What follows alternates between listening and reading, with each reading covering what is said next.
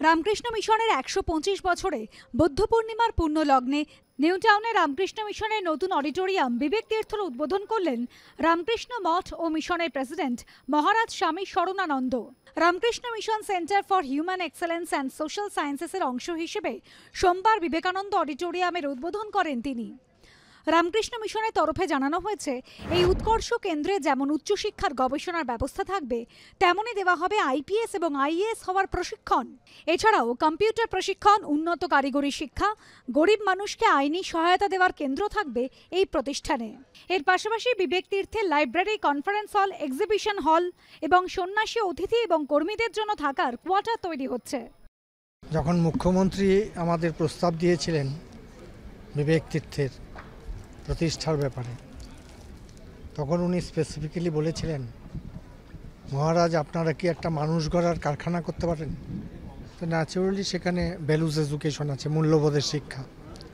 এটা আমাদের core subject, core theme. আমরা অ্যাকচুয়ালি যারা গরিব, যারা খুব হাই ফি দিয়ে পড়তে পারে না, সবার পিছে সবার নিচে সভারাদের মধ্যে, তারা হচ্ছে আমাদের টার্গেট।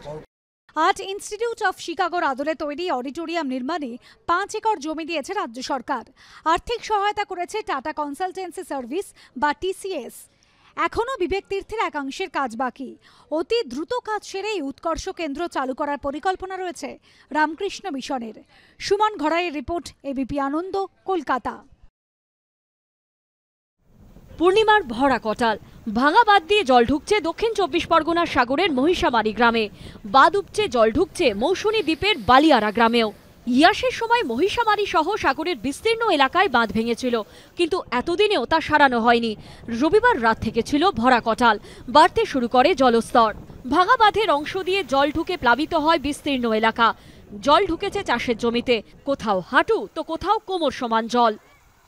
অনেক চাষের জমি, মাছ সবাই হয়ে গেছে।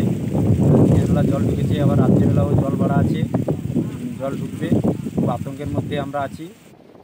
একই অবস্থা মৌসুনী দ্বীপেরও। এখানে আবার বাঁধ চোপকে জল ঢোকে বালিয়ারা গ্রামের বিস্তীর্ণ এলাকায়। অশনি সতর্কতায় বাঁধ মেরামতির কাজ চলছিল। সমুদ্রের জলের তোড়ে বহু জায়গাতেই নতুন করে ভেঙেছে বাঁধ। মৌসুনী দ্বীপের বালিয়াড়া এলাকায় 300 মিটার সমুদ্র বাঁধ রীতিমতো বেহাল অবস্থা। ইয়াসের পরে এই সমুদ্র বাঁধ ভেঙে গিয়েছিল, তারপর থেকে অভিযোগ কোনো রকম ভাবে সারানোর কাজ হয়নি। কিছুদিন আগে থেকেই সারানোর কাজ চলছে। দেখছি প্রচণ্ড ঢেউ বা হাওয়া বাতাস প্রচণ্ড, কাজ করা যাচ্ছে না। কাজ যেটুকু করছি ঢেউই চলে যাচ্ছে, এরকম একটা অবস্থা। ইতিমধ্যে এজেন্সি নেমেছে, কিন্তু এজেন্সি নামলেও তাকে তো তার ইনফ্রাস্ট্রাকচার নিয়ে, তার জেসিপি মেশিন ফেশিন নিয়ে ওখানে তো করতে হবে। যদি জল ঢুকে থাকে আমি ব্যাপারটা খোঁজ নিয়ে আমি দেখছি। আমি ইতিমধ্যে ইরিগেশন দপ্তরের সাথে কথা বলবো। কটালের জেরে আরো 3 দিন জলস্ফীতি হবে। আগামী দিনে কি হবে এটাই ভেবে এখন আতঙ্কে রয়েছেন গ্রামবাসীরা। জয়দীপ হালদারের রিপোর্ট, এবিপি আনন্দ, দক্ষিণ 24 পরগনা।